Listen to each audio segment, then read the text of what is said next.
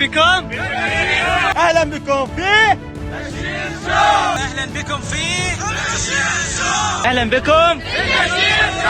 اهلا بكم في بشير شو. اهلا بكم بشير شو. اهلا بكم اهلا بكم في بشير شو. اهلا بكم في اهلا بكم في بشير شو. اهلا بكم في اهلا بكم اهلا بكم في بشير شو. في بشير شو. في البشير من منطقة المسجد إلى البشير شو.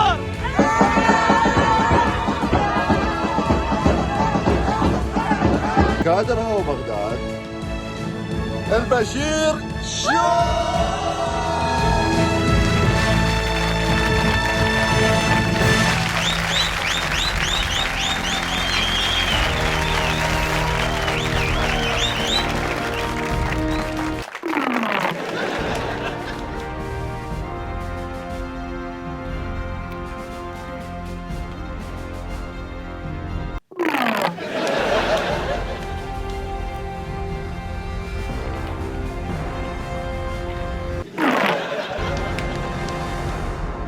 راح تستغرب بس انا بشهر رمضان المبارك احب امارس رياضه جر الخراطيم.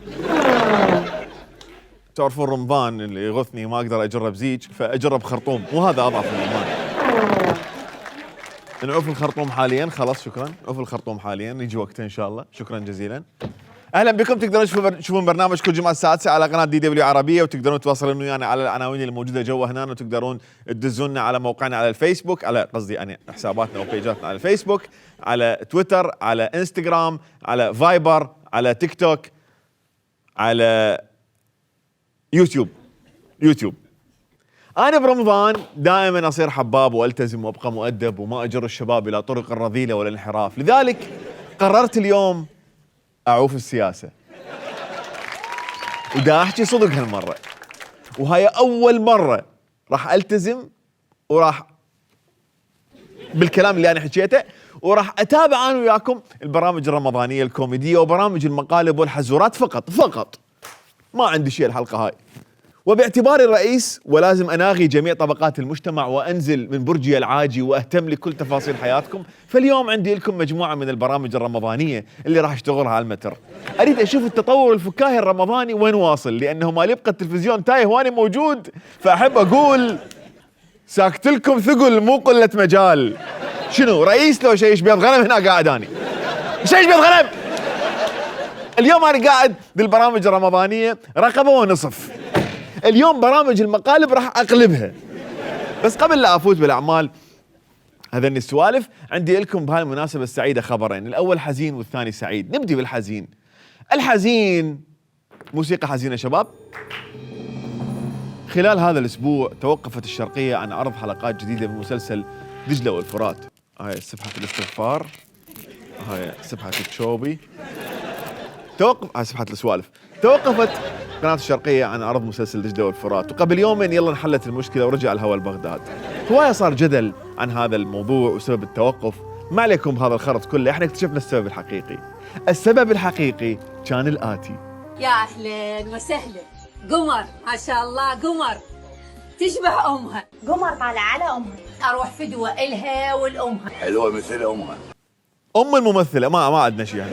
هو هذا كان سبب توقف المسلسل، لأنه البطلة عافت المسلسل قد ما ضاربين خيال على أمها.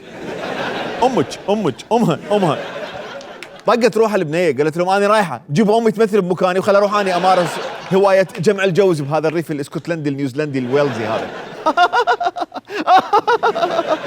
شباب هذا الريف الفوشي المفترض أنه موقع بحزام بغداد، يعني خاف عبالكم حزام بغداد بعرب جبور ومحمودية ويوسفية وراشدية وطارمية وابو غريب، لا شباب هذا حزام بغداد لونه فوشي، وهذا البنفسجي مو عبالكم تكتك عادي، لا هذا تكتك مال جولف، تعرف يعني لانه ارياف حزام بغداد مشهورين ببطولات الجولف والسكواش والتزلق على الجليد.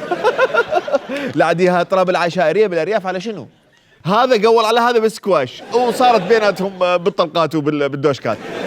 مهند بشرفك هذول اليونانيين اللي وياهم واحد يعزف جيتار، هذول ابو علوان مشاهده زوبا. هسه هذا كان الخبر الحزين. الخبر الثاني السعيد هو عودة متسلق الجبال الناطق سابقا والإعلامي في الحال الذي يطلب الحكومة 500 ألف دينار من الأموال، أحمد ملا طلال. بس هالمرة رجع بطريقة جديدة للإعلام، يعني ما شاء الله مسوي حركة بالبوستر ما حد مسويها قبل. هاو أنت هل صليت على النبي اليوم؟ واسم البرنامج هم ما حد مفكر بيه قبل، مع الملا طلال. بس اكو مع صالح الحمداني، مع الفارس، مع احمد الطيب، مع منى الشاذلي. وانا بصراحه دا الزعطط هنا عادي، هو اسمه متداول في القضيه بس حتى يعني. بس عجبتني الحركات الجديده اللي قرر يسويها بالبرنامج مالته، لانه هو رجع وصاير يسوي حزورات مناسبه رمضان. تعال لف لي شراويه تعال. اخذتوهن لو ما اخذتوهن بالجو بدايه الحلقه. زين قايم تسوي مثل احمد البشير، تجيب معدات بالتقديم البرنامج. الزميل العزيز احمد اسحب الله اسحب. يتمدد هذا؟ ده يتمدد؟ لا. زين. ده يتمدد؟ لا ما يتمدد ها؟ حلو حلو، لا حلو حلو حلو حلو، ما يتمدد والله. حلو حلو، هو بوري اساسا متمدد، ترى متمدد وصاير ايش طوله. وهذا المتمدد حلم كل الاشياء اللي عايشه متمدد. ونشكر زيارتكم لمحافظتنا. قل لي هذا البوري مالتك ببالع الترياق واحنا جنبين قوي قوي قوي. هو انت تعودت على البواري، لانه بوري الناطق كان بوري ناطق، بحيث كل ما ادخل مصعد اتذكرك قمت خاف احد يحكي لك شاي واروح اتشي بالتلفزيون وذكرته في المصعد. بس لاحظ انه انت لازم هذا الشيء، واني ما سويت شو اسمه لهذا انتم تفهموا ايحاء. لا عاد ايش قد ملتزم بتعاليم رمضان اني يا اخي، ايش قد ملتزم. بس كملوا والله كملوا، ان هذا الفرد لطيفه. خلينا نشوف شنو هالحزوره، هذا المتمدد شنو هو هذا المتمدد، وليه جايبين اسمي؟ زين هذا يتمدد. شو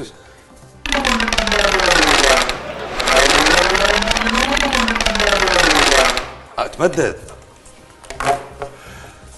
والله كذا يتمدد بعد. شو لا بي بعدك. اوف ما ذكركم بشيء، ما ذكركم بشيء كان المفروض ما يتمدد وتمدد.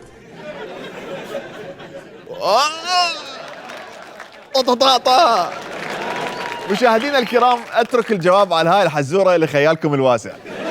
شنو الشيء اللي كان المفروض ما يتمدد بس يتمدد؟ بالسوق، بالصلاه، من قاعده بالعالم، من لابس دشداشه. مشاهدينا الفيديو بدون طوط كامل مثل ما هو، هذا اللي قلته اني موجود على الكوميونتي مالتنا على الفايبر. تريد تسمع انا ايش قلت هناك روح حتى تعرف اني شنو اخلاقي شنو، وهم يفيدك تاخذ تقول فضيحه احمد البشير وهو بدون طوط. بس مشعان يا جماعه، خلينا نعترف بشغله، مشعان والله جره يعني عرت بالخرطوم. مشعان جره لليد. هيثم الجبوري ما شاء الله ترى هم يعرف يجر، بس جرت مستحي، مو مثل مشعان خبير للاخير.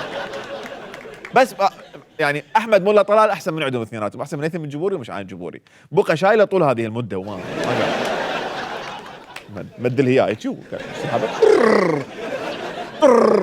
مشاهدينا والله ما دا اقول شيء غلط، والله العظيم ارجع للفيديو شوف، والله ما قلت شيء غلط. تدرون هذا الفيديو لو مو رمضان انا اقضي بيه حلقتين، بس لانه رمضان واني ملتزم فراح امشيه اخلاق واستشراف. خاصة انه احمد ملا طلال دا يستعمل وسائل توضيحية بالتقارير الاعلامية مالته، لانه جاي يخرط محتوى اعلامي ثقيل وصادم وجديد ومشوق. من تشوفه نهائيا ما تحس بالملل. ها اذا ما تصدق هاك يلا. لو انا قاعد على التلفزيون دا اتفرج على التقرير مالتك هذا، اقول اما هذا من وزاره الصحه دافعه فلوس حتى يطلع، وراسا اقلب القناه واروح اباوع على غير شيء، تقرير طويل وممل والحكي مالته. الله ايش قد اشكرك والله العظيم، الله ايش قد اشكرك. ممل الله. جدا. شنو هاي؟ والله. انا مليت اقسم بالله العظيم. طبعا. شنو قاعدين مدرسه؟ شنو التقرير تعبان؟ والله اشكرك. انا محترف اعلام، هذا التقرير لو ادير تلفزيون وواحد يريد يقدمه بهاي الطريقه يمكن اكتله بالاستوديو والله العظيم. قوم اقتلني قوم اقتلني. لا تقرير بائس والله العظيم. تقرير بائس وجامد وجاف، وقمت اباوع على صديقي اشو راح ينام. والله العظيم والله العظيم احترم رايك والله العظيم. مشعان راح يقوم كتله بالاستوديو. والله العظيم، والله لو مشعان والله العظيم لذاك اليوم اجاني الكلب ابن الكلب الفاسد، اخذت منه 10 مليون وردت كتله بالها. والله عائلة الكربون الفاسدة. مشعان بعد له تقرير بالحلقة، بعد له واحد بس يقوم يضرب احمد مولى طلال بالبيض. لا ايش قد حلو احمد، عد يعني عنده روح رياضية عالية. والله اشكرك والله اشكرك والله اشكرك. دا يقول صدق الرجال مشعان، دا يحكي صدق، دا يرزدك، راح يقوم يضربك تشكر على شنو؟ رزلك. هو صدق تقرير بائس وممل بصراحة، واحد يحكيها يعني. انا نعست، مو بس هيثم الجبري نعس، كلنا نعسنا. واحمد مولا طلال يعني هم صاير شويه مو مثل قبل، يعني نقدر نقول يراد لك شويه تشغل الماكينه احسن. المهم حتى لا اطلع من الموضوع، راح اوفر الحزورات الرمضانيه لبارت 2 من هذه الحلقه، وخليني هسه افوت وياكم ببرامج المقالب الرمضانيه. اول برنامج عندي لكم طلقه توني. بالبدايه خلي اشرح لكم قصه البرنامج. تعال خويني اعطيهم القشوه، سولف لهم شنو طلقه توني. بالله طلقة توني باختصار هو برنامج المقدم مالته يتمنى يصير إنسان، واتمنى اعيش انسان. الضيف شو وقت تتحقق هاي الأمنية ما حد يدري، بس احفظ لي هاي الأغنية لأن حنرجع لها بعد شوية. المقدم توني يجيب بنية موديل أو ناس أساسا ما نعرف منو، فالقصة عود عائلة أبو سارة قاعدين بالشارع وإحنا حنساعدهم وننطيهم بيت، فأنت أيها الفنان حتسوي هاي المهمة. لكن قبل هاي الكلاوات كلها لازم تصير عملية إذلال لسارة وأبو سارة وأم سارة شخصيا. يعني اوف الاكل والشرب هسه احكي لي اليوم شلون انت نايم بالشارع، يعني شنو نايم بالشارع ما دافته مكاني. واثناء رقص توني رقصة القرد السعيد مدري رقصة القرد الباهت، وفي لحظة مليئة بالعبثية ومن حيث لا نعلم يطلعون شخصين يتعاركون لسبب ما، وواحد منهم يجر مسدس ويضرب توني طلقة حتى يمقلبون الفنان، فيشتغل العياط والمدافر والمكافخ ويموت توني كل مرة بطريقة غريبة جدا. توني الولد راح يموت. خويني انت جاي تموت، جاي تبنشر، شبيك؟ اجيب لك دين مبردات عزيزي. المهم وراها توني يقعد ويطلع عود مقلب، فيلزمون التوني ويسحلوه بالتراب يوم ورا يوم، وعاشوا عيشة سعيدة. بس دقيقة اوقف شوية، تتذكر الأغنية اللي قلت لك عليها قبل شوية؟ هاي الأغنية غناها الفنان مالك العراقي للبرنامج، ونفسه مالك العراقي جابوه وسووا بيه مقلب بالحلقة الثامنة. وايضا معانا النجم المطرب المتميز مالك العراقي، مساء الخير. شكرا خويني، شكرا حبيبي. هيجي برنامج الناس برمضان ورا الفطور بطونة تنترس وراسي وجعها من سطل اللبن اللي انبلع وياه تنكة نومي بصرة، فتحتاج الناس هنا تسترخي وتوندخ ورا الفطور، تتفرج اشياء لطيفة، فتفتح التلفزيون تلقى طلقة توني، وعلى حين غرة يطلع لك الآتي: وندخني. لحظة يما الله ما عندهم خرا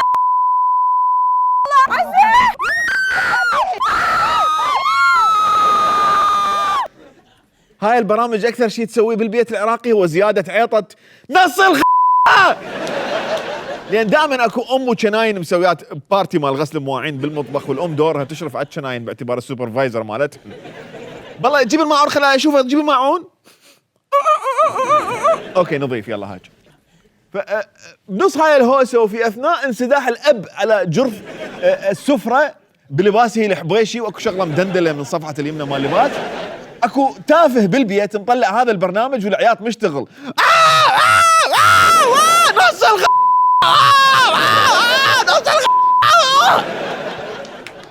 وابو نص لازم يعلي صوته حتى المشاهد يميز بين وتوني. زي انا اريد اعرف هسه شنو الفكره من هذا البرنامج مال توني هذا. برنامجنا برساله، شنو هي الرساله؟ يفوز المنتخب العراقي يضربون طلقات، يصير ارس يضرب طلقات، اللي يصير عنده فاتحه يضرب طلقات، عركوا بيناتهم سحب مسدس يضرب طلقات، تصير مشكله بالمنطقه يضربون طلقات، اذا لعبوا دومنا يضرب طلقات، تعارك بالتوثيه، تعارك بالسكينه بالتوثيه، يا اخي تعاركوا بالتوثيه. شو ايش بالفكره مال البرنامج؟ فكرة جميلة جدا ومميزة وجديدة. وهنا نكتشف انه توني عنده مشروع اصلاح بهذا البرنامج، مو برنامج تايه، عنده رسالة عميقة وغميجة، بس جيب اللي كظهه. يقول لك عوف العرك بالإصلاح والضارب بالسكينة والتواثي. وهاي الطريقة يمتازون بها سادة الإصلاح، دائما يستعملون التواثي والسكاكين لإيصال الرسائل وجر الإذن. فسيد الإصلاح والمقالب الدولية توني رسالته الإصلاحية بالبرنامج هي محاربة السلاح المنفلت. والله يا سيد توني ساعد الله قلبك علينا، والله ملأنا قلبك قيحا، ملأنا قلبك نص تعال عيني سيد عمار المرطب، تعال رطب هذا خوش شرخ. سلاح منفلت وانا دولة. تعال عيني معهد بروكينجز للدراسة مال سياسات العنف بالشرق الأوسط، ادرس وتعلم من توني أبويا. بس أنا ما مفتهم الربط. هاي سبحة شنو؟ هاي سبحة الاستغفار للتشوبي، سبحة الأركات. بس أنا ما مفتهم الربط بين البرنامج والرسالة، اثنين متعاركين وإجا واحد ضرب الثاني طلقة، والرسالة يقول لك هي محاربة الرمي العشوائي في الأعراس والطهور. الطهور ايش جابه بالنص؟ الطهور ايش جابه بالنص؟ نص هو ليش توني دي يقدم هاي الرسالة الغميجة اللي يجيب الكظها؟ ليش؟ هو اصلا السلاح صار بيد الجهال صراحة. صراحة يعني. والله العظيم صحيح، لا تحلفيني مصدقيك والله هو منو اللي بيده سلاح غير الجهال؟ والله صادقة. أنا أعرف جاهل عايف البليارد وملتهي يحمي مقدساتها قد ما عنده سلاح. أعرف واحد كان جاهل يم هذا الجاهل يصب له شاي، هسه هم عنده سلاح وياخذ معامل وشركات وخاوات أعرف واحد بوي وزعطوط بس ما عنده سلاح، فرح صادق الجاهل اللي كان يشتغل يصب شاي يم واحد حتى اللي عنده سلاح. على قدر أهل العزم يأتي أبو رغيف. بس عندي ملاحظة للأخت اللي قاعد تحكي. أنا أعضد على كلامك، فعلا السلاح صار بيد الجهال والمزعطة، وأنا أعول على توني لكشف هؤلاء المزعطة لأجل حصر السلاح بيد الدولة. بس هاي نحمل مسؤولية الدولة طبعا. احنا نقول أن يسحبون السلاح حصريا بيد اللي ما عنده إجازة والمو بالدولة ما خلى عنده سلاح. بس يا ما تحكي كلام خلينا نبعد من هذا. اي مهم، خلنا هذا ابغى ترى احكي كل شيء. خلينا نبعد عن هذا الموضوع، كنا قندره كنا زقلط. خلينا نبعد، اطلع الموضوع ما لنا علاقه. احنا صار نحارب السلاح المنفلت بس يعني ميليشيات لا هذا منضبط. استر علينا بشرفك، عندنا برنامج وجاي نسترزق على باب الله ميليشيات. عفوا سؤال اخذ رسالة البرنامج. احنا ما عندنا رسالة بالبرنامج، احنا برنامج تافه. صارت ميليشيات الكائنات، ما عندنا شيء. شوف بقى انا ليش احب سعدون؟ لانه رجال صريح، طق لك اياها وجه بوجه، قال لك كلها ميليشيات. ليش طوطت الميليشيات؟ فشر توني بشرفك، يعني المره الوحيده اللي طلعت بيها رساله حقيقيه بهذا البرنامج طوطتها. هسه ليش يلقى مش قال اصابع، ما قال شيء. بعدين سعدون مو بس شخص المشكله، سعدون وضح لك شلون لازم تحارب السلاح المنفلت. حبيبي ابدعت امك ابدعت امك سعدون ابدعت امك ابدعت امك سعدون ابدعت امك سعدون المخرج. وين الكاميرات؟ سعدون نص حرفيا. هيجي تعلم وهيجي. بكل ديمقراطيه لازم تتعامل ويا السلاح المنفلت بهالطريقه حبيبي. سوي لي كلاوات الحوار وتعالوا خلينا نسولف يلا. تخوش ولد حبابين، لا بالحزام وعلى راسه وحيل. سعدون اختصر لكم الطريق، طبق قلب الحزام واضرب. وبما انه احنا انتهينا بعركه، فاكو برنامج مقالب ثاني اهم ينتهي بعركه، بس هالمره على قناه دجله. برنامج دعوه. فكره هذا البرنامج اعظم فكره برنامج مقالب بالتاريخ، فكره تنود بهاته. تعال خويني اشرح للناس فكره البرنامج بس بين ما اطس. هذا البرنامج فكرته المقدم يجيب ضيف يقعد يسولف وياه ربع ساعة ويلبس واحد متفق وياه، لحد ما المتفق وياه يقوم يتعارك ويا المقدم، والضيف اللي المفترض ياكل المقلب يبقى يباوع عليهم يتعاركون. شنو؟ بعدين يا رحمكم الله خلينا نفتهم شنو البرنامج هذا. شنو؟ هاي الفكرة. ايش قد ميزانية هذا البرنامج؟ 1500. شوف بقى يا ولد، هذا اكثر برنامج ممل بالعالم بصراحه، ممل اكثر من التقرير مع احمد ملا طلال.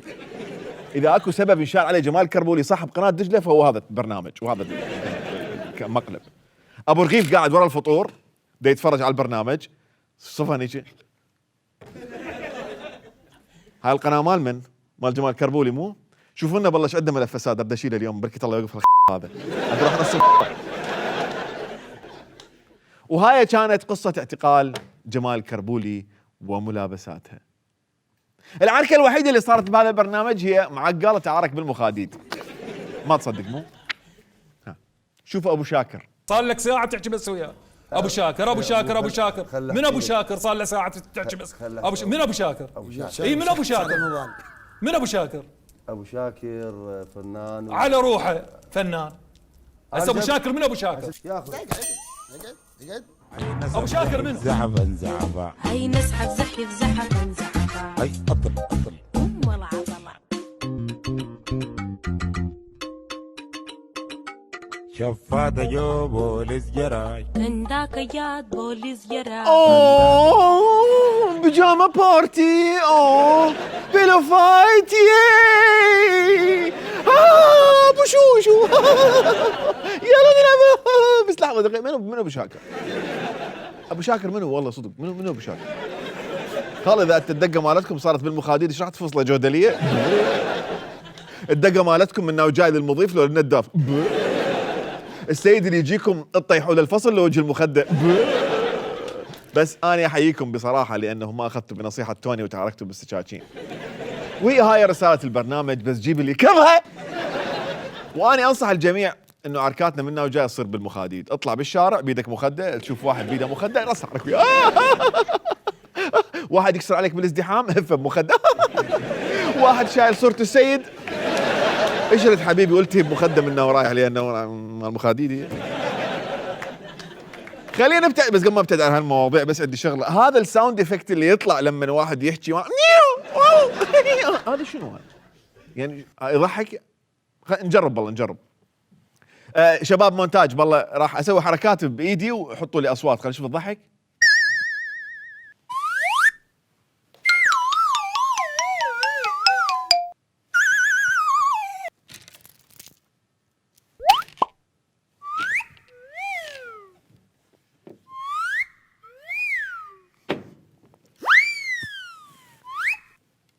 ما ضحك والله ما ضحك. نبتعد عن هالمواضيع الباهتة وندخل على برنامج مقالب أكشن، إثارة، غموض، غمج، هدف، قضية، رسالة بس جيب اللي يكرهها. والآن مع برنامج طفي الضوء. لا يا مو انتو شغل الضوء. والآن مع برنامج سيف طفي الضوء. احنا هم عندنا مصور اسمه سيف يا شباب. اجين يا بشر. شغل البرنامج اسمه سيف طفي الضوء. وخر ايدك من الضوء من الدقمه انت مالك علاقه بالضوء. والآن مع برنامج طفي الضوء. لا مو انت يا معود مو شغل الضوء. والآن مع برنامج طفي الضوء. انت دا تسوي برنامج دا تقنع احد. تعال خويني اشرح لهم عفطة البرنامج. فكرة البرنامج. قصة برنامج طفي الضوء. قصة هالبرنامج خويني المشاهد تتمحور حول شخص صاعد سيارة ولابس جاكيت مال ماطور وما حد يعرف ليش. هذا حكينا مو مزح اليوم ترجف تنفضح. يلا راح اعبر لك اياه بس بعد لا تسويها بشرفك. صوتك حلو بس لو تكمل الاغنيه كتابه تسوي فضل على هذا الكوكب كله. المهم سيف طفي الضوء متاثر بواحد شايف برنامج رامز جلال يجيب نفس الفنانين اللي طلعوا ويا توني. الموضوع يحسسك انه البرنامجين حايط على حايط، يطلع الفنان منه يطب له هنا. السالفه بهالبرنامج سيف يسوي لقاء ويا فنان معين وفجاه يطفون الضوء وينزلون عليه قفص وسيف مستمر باسئلته اللي ما لها داعي بهالحياه. وراها يطببون حيوانات للقفص مثل الكلب او نعامه عود ينطون جرعه من الخوف. يا الكائنات شنو اللي يخوف بالنعامه؟ بعدها يرشون على الفنان بخاخ مال اعراس. شنو المناسبه؟ ما حد يدري. وبالنهايه يطب سيف وهو جاي يصفق ويقول للفنان كنت ويانا بمقلب. ورساله هالبرنامج هو دعم المنتج الوطني. والغاية منها دعم وتشجيع المنتج الوطني العراقي من قبل الضيوف. ما شاء الله البرامج كلها بها رسائل بس جيب اللي يكرهها كلها رسائل. يعني ما يصير انت كمواطن تشوف برنامج كوميدي وتضحك وتروح لاهلك، لا لازم يعطوك رسائل ومحاضرات ودروس وعبر وعجلين على علابيه على مخده حتى تستقر تصير ادمي، تعرف من تطلع بالشارع شو تسوي؟ ولا غالبا احنا بنطلع بالشارع نقمز على الحياطين. بس خلف الله على هالقنوات تعلمنا شلون نمشي على الشارع. شوف هذا النوع من البرامج بنوعين من المقدمين، اكو رامز واكل الجو واكو رامز واكل خ. الرساله من هذا البرنامج يقول لك دعم المنتج الوطني. دعم المنتج الوطني، يعني المنتوج الوطني شعلي، انت جاي تطفي الضوء وتطبب اسد على الضيوف، انت عبالك هذا الاسد اسود الرافدين؟ اخي انت تطفي الضوء، يعني انت ما جاي تروج للكهرباء، جاي تروج لانقطاع الكهرباء اللي هو مو منتج. المنتج الوحيد اللي جاي تروج له بهذا البرنامج هو منتج الخطف والترهيب اللي تنتجه بعض المزارع في حزام بغداد، وللاسف هذا المنتج ارجنتيني مو وطني. المنتج الوحيد اللي جاي تروج له بهذا البرنامج سوالف ميليشيات، وانت من هنا وجاي وقيس. بعدين انت شو جاي تنافس قنوات الممانعه اللي شدت حولها بهذا رمضان حتى تروج للحمى واعراضنا ببرنامج مقالب؟ برنامج طنة برسلان، احشي لو خاف هم يطلع به رساله عميقه وغميجه وما حد كاظها لحد الان. السلام عليكم الى كل متابعي ومشاهدي برنامج طنة برسلان. حقيقه برنامج وقف شكرا على المشاركه، بس خلي احترم راي ناهي مهدي اخوان شويه، بس اسمحوا لي بالدقيقه. هاي جريتك بخرطوم وعضدت على كلامك. وخر على صفحه، خلي اقدم للمشاهدين قصه البرنامج. وخر قصة برنامج طنة برسلان. خوينا المشاهد ما راح اطول عليك لان احمد عنده هواي حكي يخص هالبرنامج، فخلونا نختصر شويه. باختصار عزيزي المشاهد، طنة برسلان فكرته يستضيفون فنان معين وياخذوه لعائله بمنطقه من المناطق المحرره، وهاي الحركه ظريفه من جنابهم الكريم حتى يشجعون الناس ترجع لبيوتها اللي الميليشيات مسيطره عليها وما تخلي اهلها يرجعوا لها. المهم يدخل الفنان للبيت وفجاه يطبون عليه جمهور الحشد بملابس داعش وعلى اساس هم داعش، فيعتقلون الفنان ويبقى مربوط وخايف والرمي اذانه ما يوقف، وينسحل وينذل وينلبس حزام ناسف وكل هاي الهوسه تصير، وكادر البرنامج شبعان ضحك، وبالاخير يفتحون عيونه ويقولوا له كنت بمقلب وهسه نريدك تتذكر الميليشيات اللي حمت عرضك ولو مو هم منو كان يسوي بك هالمقلب. فالفكره يا عزيزي المشاهد من بدايتها لنهايتها انه جمهور الحشد جاي يمارس نشاطه الطبيعي بان يعير الشعب العراقي ليل نهار بحمايه عرضه، بس هالمره قرر ان يوصل الفكره بمقلب من تشوفه تحس اعلان لداعش.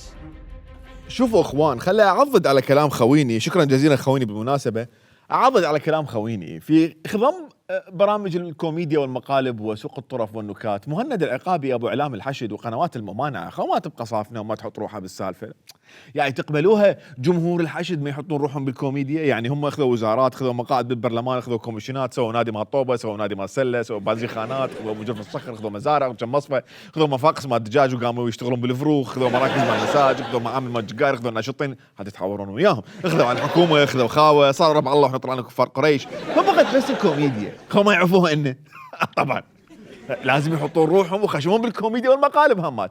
فجمهور الحشد طلع من عندهم قسم وقرر يحمل لواء الكوميديا الحشديه، فصار عندنا حشد جديد اسمه الحشد الكوميدي. هذا يسوي مقالب ونكات واشياء يعني شاقه وياك، يغيب الحزن من وجهك، يخطف البسمه من وجهه ويحطها على وجهك، يفجر بيتك من الضحك، يقصف جبهات بالابتسامه، يضرب محيط النكته وهكذا يعني. لانه هم حموا اعراضنا سابقا وهسه يريدون يضحكون اعراضنا. يعني لو ما الحشد الكوميدي كان هسه عرضك يباوع على المصري والخليجي واللبناني ويضحك اخي الكئيبه اخي ما تضحك. ولك لو ما الحشد الكوميدي كان هسه اختك تباوع على ناصر القصبي وتضحك، كان هسه خالتك مقابله عادل كرم، كان هسه امك فاتحه رامز، حضرتك هسه ما عاجبك جاي قاعد تضحك على الحشد الكوميدي دي. صح، هو كوميدي لازم يضحك. اسفين اخوان والله بينا خوف من الاخوان، اعتذر ما يعني هسه شو نسوي؟ ننصب عليهم نضحك ما نعرف شو نسوي، ما تعرف. فاتحاد الاذاعات الاسلاميه الممانع صار له فتره يسوي برامج كوميديه ومقالب وسكتشات ودراما وكل شيء ما شاء الله. واحد منهم كان طنب رسلان اللي من بدايته لنهايته طلقات وتفجير وعبوات، والضيف دي يشاقون وياه فيلبسوه حزام ناسف. بالقفله جاه ابو هاشم.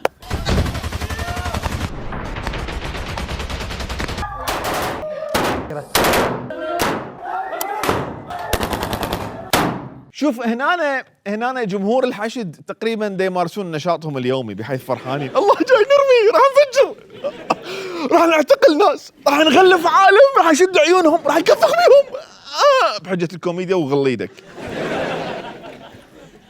بس والله الشباب ضابطين دور داعش بالخطف ولا مبين تمثيل، الله يشهد.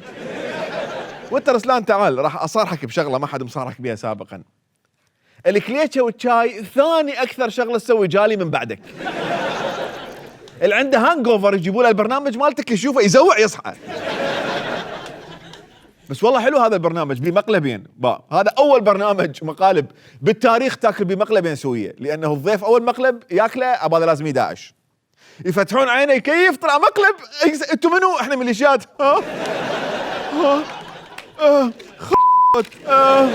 هذا مقلب ثاني لو صدق لو شو الموضوع؟ هسه شو اتغيب لو راح ترجعوني لو شو اسوي؟ ما نسوي شيء. فيعيش مقلب ثاني ويا قصدي يعني جمهور الحشد، قصدي ربع الله، قصدي ما ادري من هم ذولا. هذا الضيف يطلع من هذا المقلب ياخذ المقلب نفسه يوديه كيس مال هجره قبل. اخوان انا جمهور الحشد سووا بيه مقلب وانتم حكم. شوف بابا ايش صار بيه حبيبي. ذيس از جنسيه تفضل. وانت عبالك هسه هذا البرنامج تافه وما بيه رساله؟ لا حبيبي البرنامج هذا بيه رساله غميجه، بس جيب لي كرهه افتح ايدك هاك كرهه. اللي مريت فيه كانت عوائلنا يوميا تمر به، هذا اللي مرينا به احنا كانت عوائلنا يوميا تعيشه، هذا جزء من عوائلنا كانت تعيشها يوميا، شفته؟ فكيف الناس يوميا كانت تمر بهذا الشيء؟ لا لازم نوثق التاريخ، التاريخ لا يموت، لكن احنا لازم جزء من رد الجميل كاعلام. وان شاء الله يا ربي كل القنوات تحذو حذو هذا رسلان حتى تسوي شيء توصل رساله. الله كل القنوات كنت تخطفنا ان شاء الله يا ربي، ويفجرون علينا ويضربون فوقنا طلقات، وبعدين يقولون والله بدنا نوثق التاريخ لا يموت. زين افرض واحد مكسوره ايده وتريدون تحسسون الاخرين بالامه، تكسرون ايده. نفرض تريدون تحسسون الواحد، تحسسون العالم بالم البواسير، والله شو تسوون؟ نفرض هواي عندنا نفرض اليوم، نفرض نريد ننشر الوعي بخصوص خطر الامراض الجنسيه، ايش تسوون له بالله الواحد؟ زين نفرض تريدون تحسسون الذكر بآلام الولاده حتى يتضامن ويا المرأة، ايش تسوي له بالله هنا؟ بعدين احنا ليش لازم نعيش حاله الرعب من داعش؟ جاي تروجون الداعش مثلا؟ لك بابا افهم. الغايه من وجود القوات الامنيه انه الناس ما يعيشون هذا الرعب قدر الامكان. لهذا يدفع لهم فلوس. مو القوات الامنيه اللي تجيب الناس ترمي يم اذاناتهم وتلبسهم احزمه ناسفه وعلى اساس خاطفيه وراح ينقتل وتضرب صف عبوات، هاي مو القوات الامنيه اللي هي مو القوات الامنيه اللي تجيب ناس ترعبهم وتقعد تضحك عليهم مثل ما سويت انت هنا حضرتك. الله اكبر. جعتك حبيبي، جعتك ايسر. من هو ايسر هذا المرتد؟ هذا الكافر حبيبي. بس خل رجلي بس عوف ايسر، رجلك ايسر. هسه بس تموتين الزواج عليك. اشهد ان لا اله الا الله، اشهد ان لا اله الا الله، اشهد ان لا اله الا الله. لا انت اخوك ايسر مو طيتي بالقوات الامنيه؟ شنو اسعاف عندي؟ اسعاف يا الله احتارك، اسعاف يا ربي. بشرفك بدها تضحك على اخوها اللي استشهد من صدق؟ لا انت صدق يعني هيجي؟ تقول لها اخوك شهيد وهي تعيط وتقعد تضحك عليها؟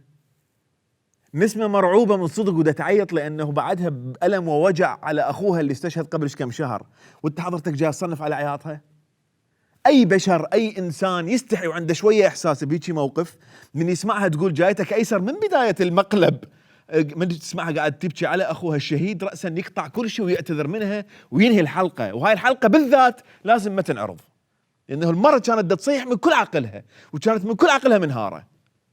هيئة الاعلام والاتصالات باي بلد محترم تحاسب كل اللي موجودين بهيجي مهزلة تضحك بها على الناس المقتولة وتسويهم نكتة على مود المشاهدات. رامز اللي ما مسوي سوايتك بال 2020 من التمثيل بمصر. نقابة الفنانين صدرت بحق قرار منع. انت هاي المرة ايش تريد تحسسها مثلا؟ هي اخوها مستشهد وعايشة هذا الشعور 1000 مرة اذا مو يومية تعيشه. وانتم كادر البرنامج اللي واقفين كلكم بهيجي موقف، ولا واحد بيكم استحى من نفسه شوية وراح وقف البرنامج لانه هاي المرة قاعد تنهار من صدق ودخلت بصدمة من وراكم. يا برنامج يا مشاهدات، اختم مشاهدات التفاعل اللايكات اللي تخليكم تلعبون بالناس بهالطريقة هاي. المرة تصيح ايسر ايسر ايسر، هو قاعد يقول لها انت تطلعين بالراديو تطلعي بالراديو تطلعي. نكتة اسخف من البرنامج بنص هذا الوضع اللي مخلي بيه البنية. يا بس ايش تنتظر انت من جمهور الحشد الكوميدي؟ قبل يطق كوميديا صدق؟ واخيرا باع جديات، انا مع اي برنامج كوميدي وترفيهي مهما كان تافه وسخيف وما به هدف ولا رساله، مو مشكله، مشاهدات عادي الناس تتفرج، بس لا تتاجرون بدماء الناس والام الناس بكل شيء، وحطيتوا سالفه شهداء ودماء شهداء، حتى اللي يريد يرفع عليكم دعوه تقولوا بعض باوع ضد الشهداء، هذا ضد التضحيات، احنا ضحينا على موتكم، ما تقبلون ننصب عليكم شويه ونسحلكم قدام العالم؟ شنو هاي؟ اسحل اسحل اسحل. شوفكم بعد الفاصل.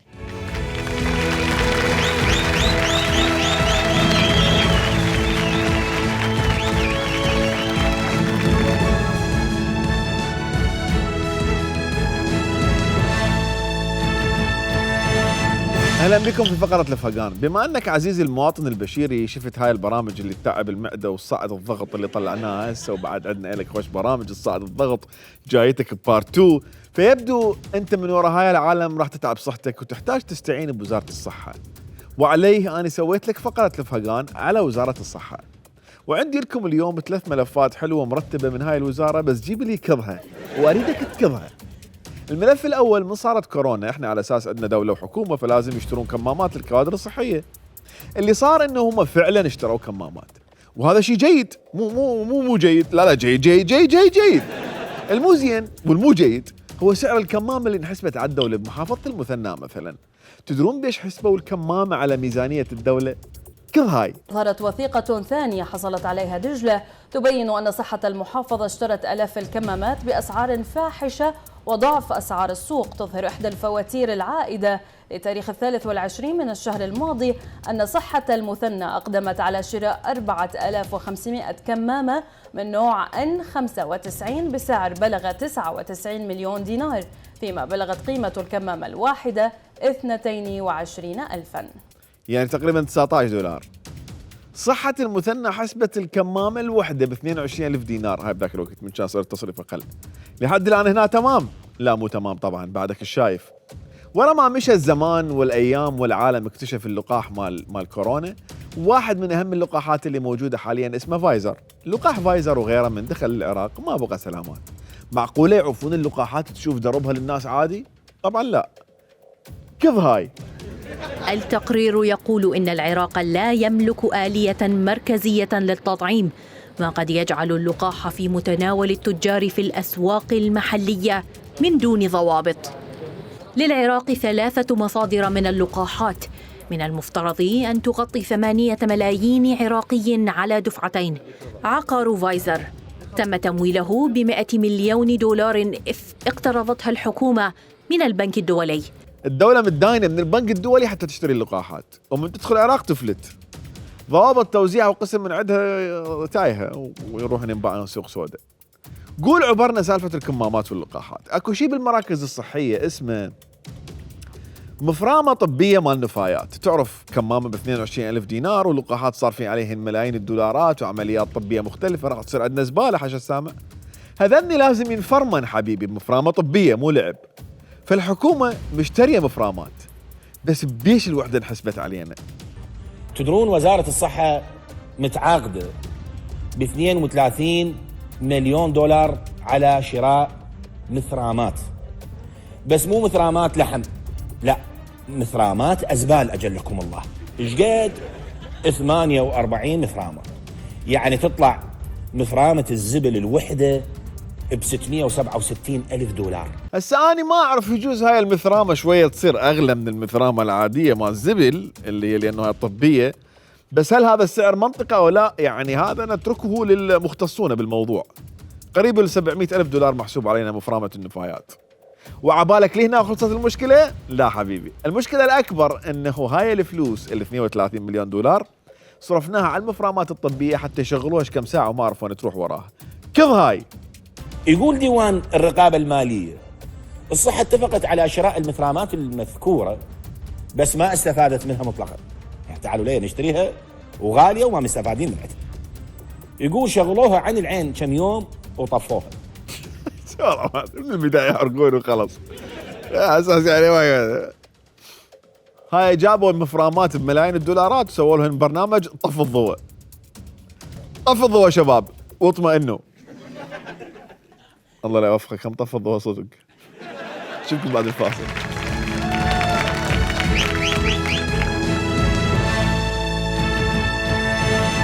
يا الشيخ العتابي، اهلا بكم في البشير شو.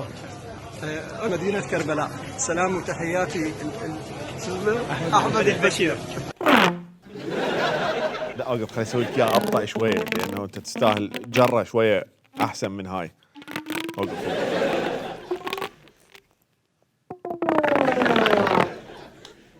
اولا يا شيخ علي لا تتلوق، وهذا الفيديو مالتك ما بيه رساله وما راح اجيب اللي كظها. انا مو وياه هو اللي انصب عليه يطلع لي يقول لي اخويا وصديقي وعزيزي وتحياتي لك وتحياتي لك. ثانيا انت صار لك 400 سنه تنزل علي فيديوهات طلعتني من اهل البدع والضلال واعداء الدين والسلام على واحد عاد الدين حرام، وانت هسه ارتكبت حرام واحنا برمضان. وقبل حلقه انا جامع لك 6 ذنوب قسم من عندهن عليهن جلد بكيبل مال ضغط عالي بالدين هذا. فذنوبك جاي كثرا من وراي يا شيخ علي. وشنو هاي مال شو اسمه هو يعني ما تعرفني على اساس ما تعرفني يا ما متعالي هو سمو بعد. قناتك باليوتيوب بها اسمي اكثر من اسمي. هالقد ما تسوي علي فيديوهات اليوتيوب قام يدز لي قسم من الارباح مالتك. شو اسمه هو؟ ما اعرفه والله، ما شايفه ولا ما يعرفك. فبعد لا تسلم علي، ما اريد. شكرا جزيلا. الموضوع الثاني، انا عندي كم تهنئه اليوم. التهنئه الاولى لتحالف العزم بقياده البوي خميس الخنجر. شوف انا تراهنت وياكم الحلقه اللي فاتت افر الدولاب يطشر التحالف، فريت الدولاب منه اجى ابو رغيف منه نشال جمال كربولي من تحالف العزم وطلع سوالهم طنب ابو رغيف. التحالف جالس بامان الله فدخل عليهم ديلاب الهواء. التهنئه الثانيه لصخيل، طلع يقدر يشيل الدنيا ما شاء الله. يعني هم يشيل همومنا وهم يشيل قواني التمن، يعني ما شاء الله صخيل هوايه يشيل اشياء. انا اقول له نرجع البرامج الكوميديه احسن. وبذكر البوي قبل شويه بهذا البارت الثاني من الحلقه قررت انه هذا البارت تخصصه لما شاهدته من برامج المسابقات والحزورات الرمضانيه. وخليني ابدي من قناه البوي، قناه الفلوجه، لانه عندهم برنامج حزورات مهم جدا وهو بيرو حزازير. حزازير. أهلا وسهلا بكم بالحلقة الأولى من برنامجنا بير وحزازير. الشعر يقول أنا مدري زماني ضم لي هاي، أنا مدري زماني ضم لي هاي. قولوا الله. كنت بخير كانت حلوة دنياي، شي يرد الوقت ويعيد الأيام، صد عني البخت سوالي باي باي. الله وياك الله وياك عيني، الله باي باي، الله وياك الله وياك. ليش يطلعون ببرامج واحدهم يسولفون اشياء ويضحكون عليها؟ والله قولوا الله. ليش؟ انت طالع ببرنامج حزورات لو برنامج ما مطروق. تحزرينا لو تشكي لنا غدر الزمان وهجر الصديق وجفاء الاحباب. مروه انا من سمعت الحزوره مالتك قاعده تنتظر الذيب شو وقت تطلع ويعوفش بالصحراء ويفضل بيك. انا من سمعت الحزوره انقهرت بعد ما اقدر افوز لانه عافتش البخت سوالك باي باي. هاي الحزوره اذا احط لها سمعت الاستغفار. هاي الحزوره اذا احط لها موسيقى حزينه ياخذوها قناه مذكرات لتوثيق الشعر الشعبي. شباب حطوا لها موسيقى بالله قناه مذكرات ويا الحزوره بالله. أنا مدري زماني ضم لي هاي، أنا مدري زماني ضم لي هاي، كنت بخير كانت حلوة دنياي، شي يرد الوقت ويعيد الأيام، صد عني البخت سوالي باي باي باي باي باي باي. لا دقيق، هذا غير فيديو. دقيق شو نفس الحزوره هاي؟ شو عاده مرسل لك؟ شو انت دا تبسمورين احد لو شنو الموضوع؟ الحزورات مالتك مقصوده؟ هاي حزوراتك تاخذين وتطلعين به مهرجانات شعريه عيني. هاي حزورات الجمهور مالتها ذواقه. هذا البرنامج سميه حزازير لتوثيق الحزورات الشعبيه. زين ليش عادة الحزوره مرتين؟ ما شو الحزوره المهمه هاي؟ من هو هذا المخلوق بالبير ومصر الطلع؟ من هو؟ الحزوره هو خنجر. لحظه قبل الخنجر. لحظه محمد، لحظه يا بير. محمد من الفلوجه يقول بداخلك الخنجر، صح؟ لا ما موجود. لا ما موجود. الخنجر مو بالبير، الخنجر بالاميرات، بقطر. يا خنجر منهم. راح اجاوبك بحزوره باو قبل اجاوبك قبل رمضان وعلى باب الله وكل حزورات. امشيكم على حزورات حبيبي. اسمع قصدي حزازير. اسمع حبيبي اسمع. انا عندي فلوس وما امشي ويا محمد الدنبوس ومتعارك ويا محمد حلبوس. بالليل واحنا مطفين الفانوس طبلنا واحد شالنا وطشر التحالف الملموس. منو اني؟ خلي نشوف البير دقيقه. اللي جاوب صح نعزمه على سحور ويا ابو رغيف. بسامير. امشيكم على بسامير وحزازير وكل شيء مشي. نعوف الفلوجه وخميس ونرجع لقناه من قنوات الحشد الكوميدي اللي صارت كرييتيف مره ثانيه ورا طنة برسلان، وقرروا يسوون برنامج حزورات، بس هالمره يستضيفون سياسيين ويحزروهم. فقناه آسيا سوت برنامج اسمه برنامج الخيمه. ونلاحظ اعزائي المشاهدين انه الجلسه مخموطه من جلسه رمضانيه لهيفاء الحسيني، مدري هيفاء خمطتها من عندهم، مدري من خمطها من الثاني، وانا جاي اتبلع العالم. المهم بهذا البرنامج قرروا يستضيفون السياسي رقم 1 بالعراق حتى يحزروه. قرروا يستضيفون سارة اياد، والله ما ادري. تحدي الجميلة سارة اياد علاوي، واقول لها رمضان كريم. شكرا، رمضان كريم عليكم وعلى الشعب العراقي. سارة قولي لي اي رمضان كان الاصعب عليك؟ اني هسه صار لي يعني كم رمضان اقدر اقضيها هنا بالعراق. يعني للاسف بدنا نشوف يعني كل رمضان دا تصير حوادث انفجارية. هاي شنو؟ ازعجناك بحوادثنا الانفجاريه؟ احنا اسفين.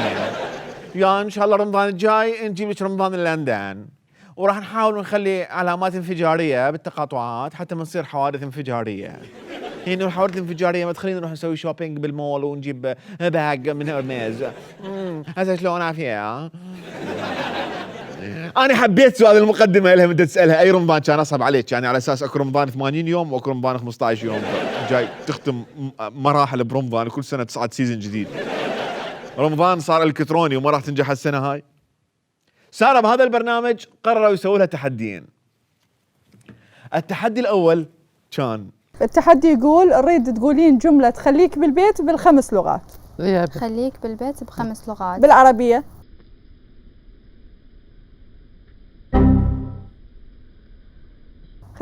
خليك بالبيت. بالانجليزيه. stay at home. stay at home. بالفرنسيه.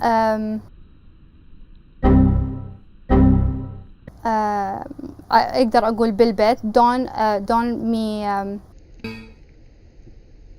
كازا لا ايطاليا. كاسا ميزون. don't me maison. زين بالاسباني. اسباني en mi casa. الميكاسا. قلت انا بالعربي سطرت. خليك بالبيت بالعربي. شلون اقول خليك بالبيت بالعربي؟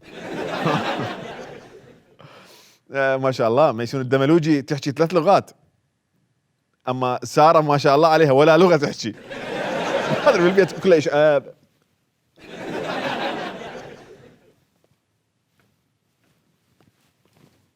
تحكي يا ابوه؟ فبنتي ابوه والله ما ادري تحكي 24 ساعه. انا عندي ملاحظه الاخ اللي مقدمه البرنامج جاي انت سالتيها شنو خليك بالبيت بالعربي صفنت بدها تكملين وياها فرنسي واسباني. ليش؟ ادومي ميزون ان كاسا ان مي كاسا. تعي بابا تعي انا مبتلي بيك انت وابوك. تعي تعلمي تعي قولي وراي. خليك بالبيت بالفرنسي غيستي على ميزون. وخليك بالبيت بالاسباني انا ما اعرف احكي اسباني بس تعلمتها هسه. كوادروس ان كاسا. هذا التحدي الاول خسرت بيه. التحدي الثاني كان بالبرنامج هو هذا. اذا عندك رساله توجهيها لشخص اسمه احمد البشير شو تقولي له؟ شو تقولي له؟ ما عندي اي رساله له حقيقه. من تشوفين احمد البشير يسوي هذه الاشياء عنك ويتكلم هذا الشيء تبتسمين؟ والله اضحك. والله كنا نضحك، الله شاهد مو بس انت. الشعب العراقي كله يضحك من انت تطلعين. اي واحد هسه شافه فيديو ولا يبقى يومين يضحك. دومي ميزان ان ميكاسا دومي ميزان حوادث انفجاريه. ما حوادث انفجاريه. هسه هو هذا المفروض برنامج رمضاني وبيه تحديات، تجيبون اسمي بالطاري على شنو؟ ليش؟ حزور هاني؟ يعني انت لابسه هاشم الكندي بيدك. شنو ايش لابسه؟ هاي شنو هذا؟ عزيزتي المقدمه هذا شنو هذا؟ محبس هذا؟ ايش دعوه هالكبر هذا؟ تصبون بيه شاي هذا؟ هذا اذا تدخلين بيه الدائره الحكوميه ياخذون الاستعلامات لانه يعتبر سلاح ابيض. هاي تحطين اصبعك هيك باي. هاي تحطين اصبعك هيك غير تصيرين كابتن امريكا. درع. يعني انت والمحبس مالتك وهاي الخيمه مكلفه اقل شيء $10,000 وماكو موضوع تسولفون به غير احمد البشير ايش قال؟ واحمد البشير ايش حكى؟ الحاج الكوميدي يريد يصير كوميدي براسي. هاي شو الاغواء؟ جيبوا لي قناه ثانيه تسوي حزورات ما بي احمد البشير، اريد اسمع هاي الحزورات الرمضانيه العائليه الظريفه. واحده من هذه الاشياء هي ليست فاكهه. مبينه ترى مين رادل. عندك موز، عندك برتقال، عندك كنافه. ياهل مو فاكهه. كنافه. حلو، شوف الاجابه. اوه حزوره يا اخي. انا ما اعرف ليش هاي القنوات هاي معتبرين المواطن قوطيه معجون. ما ادري ليش معتبرين المواطن كل شيء ما يعرف، ما اعرف ليش معتبرين المواطن صار رياض علاوي. بس هاي حزوره هاي اذا تجيب مطي تقول له التفاح والموز والكنافه ياهم منهم مو فاكهه راح يقول لك عمو صباح المطي وين؟ اخوان بقناه الفرات بس خلي اشرح لكم فكره الحزوره، الحزوره يعني تقول مواصفات غير مباشره تقصد بها شيء محدد، الناس شويه تتعب وتعاني حتى تكتشفه وتستمتع. المواطن يجب ان يستمتع المواطن، افتهمتوا؟ يلا اعطيني حزوره حقيقيه. يلا بابا يلا. من الملابس جواريب، تشاريب، محاريب. جواريب صح. جواريب عافيه. مبينه. يلا اوكي. اكو واحد يلبس تشارب. برامج عائليه محافظه ونكت وحزورات محافظه هيك مال العوائل تستمتع بيها. تشاريب. لا انتوا هيك جاي تخلونا بس نعاني بدون ما نستمتع. بس ايش عجب الجواب هو الجواريب. انا اعرف الملابس تشاريب. هي معروفه، عندك اجتماع رسمي تضرب لك قاط تشريب لحم والرباط راس مصر اخضر وتتوكل. معروفه الملابس تشاريب معروفه. تروح فريضه منقول بمضيف تلبس شيخ محشود تتوكل. تصير بجبهه ابو جداحه يوزعوا لكم سيتات ملابس محروق صبعه. عندك طلعه سبورت تنسق بنطلون فاصوليا ويا قميص المنائي. انا اسف نكاتي هم صارت سخيفه مثل دولة. اما اذا ما عندك شيء بالبيت فاكيد تلبس روب وتمر. اعزائي العوائل ان شاء الله يعني استمتعتوا بهذه الفقره الجميله جدا، واني ما ادري والله بصراحه بحوادث انفجاريه هوايه الفقره. اعلمكم الحزوره شلون تصير. شوف قناه الفرات. شوف با حبيبي عزيزي المواطن با. هاي مثلا حزوره حزوره بها بسامير الحزوره تقول شاب اني وعي اني على اساس طلعت من سيد عمار اني صلاح العرباوي اني منو اني.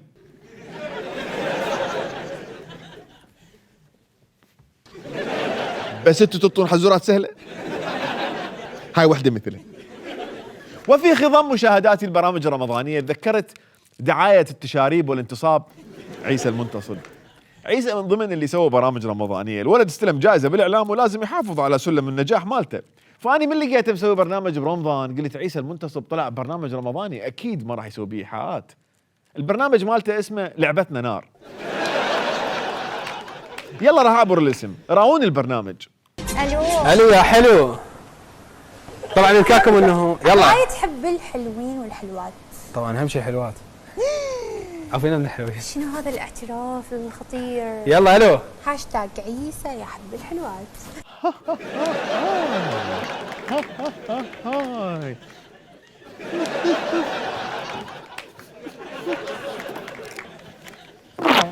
رمضان يا ابك رمضان. لا ما شاء الله محدد ميوله بكل اريحيه، يقول لها عفوا الحلوين خلينا بالحلوات. عفوا لنا حواراتكم الشخصيه حتى ما اعتدي عليكم واحنا بشهر الطاعه. واخذونا متصلين على البرنامج ده نفتهم شنو قصه هذا البرنامج بالله، شنو هم اسئلته سخيفه مثل قصدي يعني سهله. الو مساء الخير. الو مساء الخير. مساء النور. من ويانا؟ رمضان كريم عليكم وعلى كل كادر قناة زاكروس. وشنو هالطلة البهية الرائعة اللي طالعين بيها عيسى شكرا جزيلا. حسين وداليا نعيم. شكرا جزيلا، تسلم. من ويانا؟ ممكن أشارك بالبرنامج؟ الصوت مبين شباب، الصوت مبين دي يجي من ورا الكاميرا. حل الموضوع على اساس متصل هو. ابو تغريد حبيبي، من انت اللي تسوي متصل علينا وصديق البرنامج، لا تبدل المايك وتعيط بالاستوديو فضحتنا. من تسولف لا تتمشى بالاستوديو يا معود، لا تتمشى بالاستوديو فضحتنا.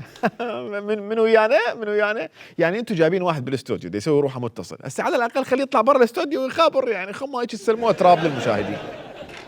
ما عندكم رصيد سووا حساب بالفايبر وخلي يخابركم.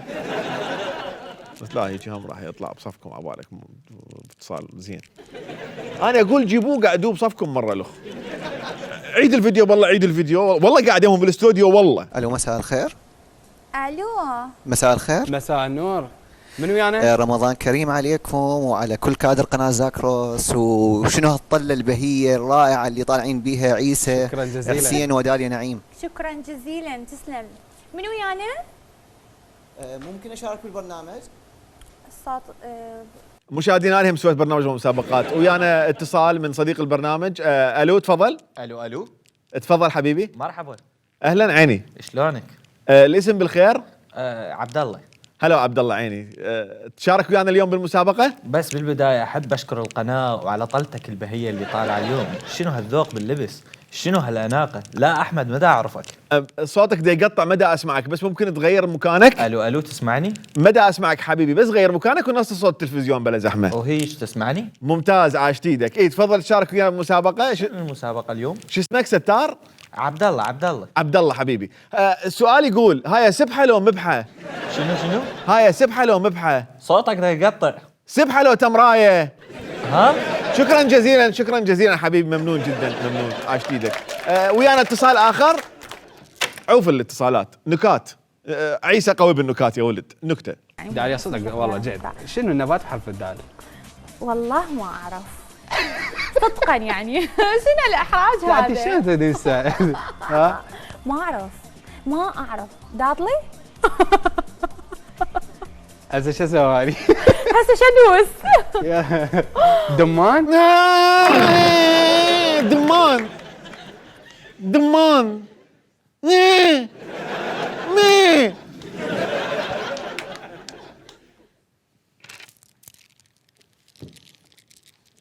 كل النكات العوائل مال المحافظين ومال عوائل المحافظة والملتزمة ايش لابسة؟ زرفتوني من الضحك الله يشهد. الله بس اريد لي واحد بس سرايا، هو والتوثية مالته اجره يومين نصحى يعوف السرايا. اي عيسى ما عجبته نكتة داليا، فقال نكتة اسخف من عندها بعد. داطلي دمان. بس بعد تجيب لهم سليم الجبوري نكت وياهم وتقعد تتابعهم وبيدك الموس مال زياد محمد هلال فرج وتتابع 10 نكات يشيلوك سنة الطوارئ. بس انا اللي اكتشفته انه عيسى، هاي سبحة شنو؟ سبحة العركات. انا اكتشفت انه عيسى من يسوي برنامج ما بيه تنازلات ما يجي ويا الموضوع بصراحة. عندنا اتصال؟ انقطع الاتصال. انقطع الاتصال. ناخذ الو. انقطع الاتصال. من ويانا؟ انقطع الاتصال. ما عندنا اتصال عندنا؟ الو انقطع. الو يابا الو. كريم قطع الاتصال. انا زعلت والله. انقطع الاتصال اكثر جملة انقالت برمضان. عيسى حبي حبيبي ارجع لسوالف التنازلات، وانت ليش ما صعدتي وش وقت تصعدين وش عجب ما صعدتي وش منتظر حتى تصعدين؟ رجلك خضرة على المتصلين. اما الحشد الكوميدي، جمهور الحشد الكوميدي قصدي، خليني ارجع بالله لهم. انا من خلال قناة الولاء سابقا اللي كان اسمها سابقا وطن تي في حاليا، هم قرروا يدخلون على خط البرامج الظريفة والحزورات، فسووا برنامج اسمه بيت بيوت. وهنا انتم بس حاولوا تتفهمون الوضعية المأساوية للناس اللي راح تشوفوهم وما تكسرون التلفزيون.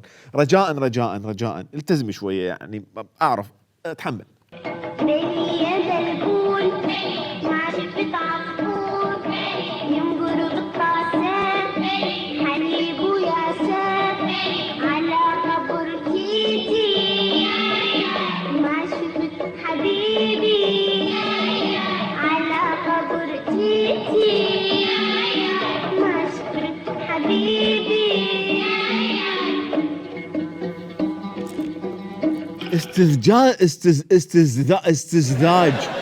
استزداج الناس بهالطريقة.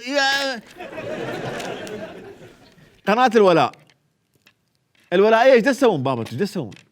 هسه انصب عليكم الم لكم تبرعات، نسوي لكم حمله للتعاطف وياكم، لو ابلغ شرطه الاسره والطفل على القناه، لو شو اسوي بحياتي العايشه وياكم انا هسه. بلي يا بلبول. اقدم لكم الكوميديا الولائيه الممانعه. شباب هاي قناه وطن، كان اسمها قناه الولاء، قناه ولائيه ضمن اتحاد الاذاعات الاسلاميه، بس بعد اسمها الولاء، تدخل على قناه اليوتيوب اسمها الولاء. بعدين غيروا اسمها وطن تي في. ليش بيه الولاء؟ صار كخ الولاء؟ ها الولائيه ها راح تقول شلون ممانعين ويطلعون هيك سوالف؟ هم مو ناس يستحرمون ورمضان؟ راح اجاوبك قابل يعني يعوفون سالفه ما يحطون خشمهم بيها. وين هذا بيت بيوت؟ والله ايش بيكم تقمزون بابا؟ ايش بيكم؟ اعرف تشتغلون بقناه ولائيه بس شكو تقمزون؟ شنو شغلكم انتم بهذا البرنامج؟ شو بالله راوني خلي اشوف نكات الولائيه الممانعين الكوميديه. بالله اشوفها. مصطفى امي قلبت الدنيا، لك راح تقلبها البيت. اقول هسه بس فهميني رحمه الوالدي انت شو مسوي السحور؟ جبن مالح. ادري شنو صار عنده ضغط؟ جبن مالح يوم ما جبن مالح؟ جبن فاهي؟ ادري انا غبي؟ انا غبي مثلا؟ والله لا مو غبي، لا تجيبي له جبن فاهي لانه فاهي بفاهي يطق فيوز. هاي النكته هي دخوليه البرنامج بدايه حلقه واحد، هاي النكته هي الشريط الاحمر مال البرنامج اللي قصوه. فحبي مصطفى المخلقن اكيد انت مو غبي، ومخلقن قصد الستايل اللي انت بيه، يعني هذا البرنامج مو انت يعني.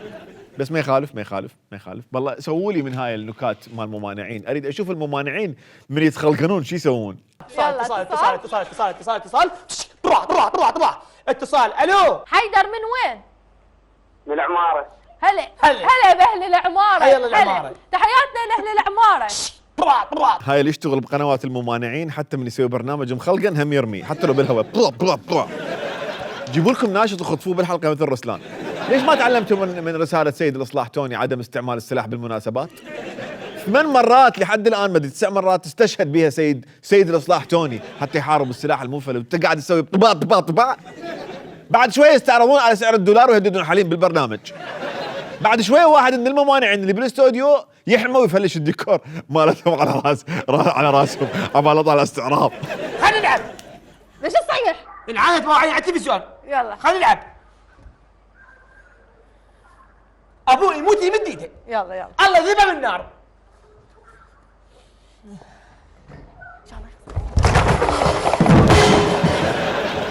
ليش يعني؟ هاي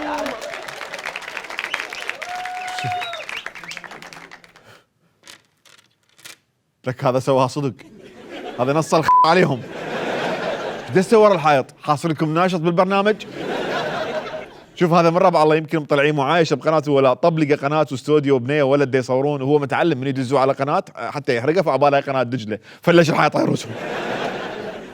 خطيه والله، حادث مؤسف بصراحه. انا ظل بالي يم الدعبله اللي كان مصطفى المخلقن منيشن عليها، راد يطنب بالدعبله اجى الحائط طنب براسه.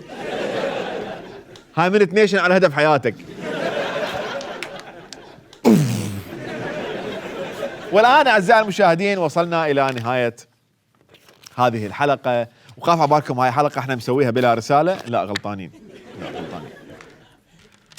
احنا مسويها هاي الحلقة بها عدة رسائل. رسالتنا بهاي الحلقة اللي ما حد كرها هي محاربة ظاهرة البطالة المتفشية بالبلاد، ومحاربة جميع الفشل ومنه الفشل الكلوي عن طريق إنتاج الكهرباء بصورة مستمرة، والترويج للمنتج الوطني من خلال الحزام الأخضر، وحث المواطنين على المحبة والسلام وسلوك طريق التفاهم الطريق الدولي وطريق محمد القاسم. واحنا هنا هدفنا من برنامج البشير شو زرع الابتسامة وتنظيف البسمة. ولمن لم ينتبه في هاي الحلقة كان عندنا بها رسائل سياسية عميقة جدا لأصحاب العقول الراقية فقط. بس جيب لي كرهة يا تصبحوا على خير. نص الخ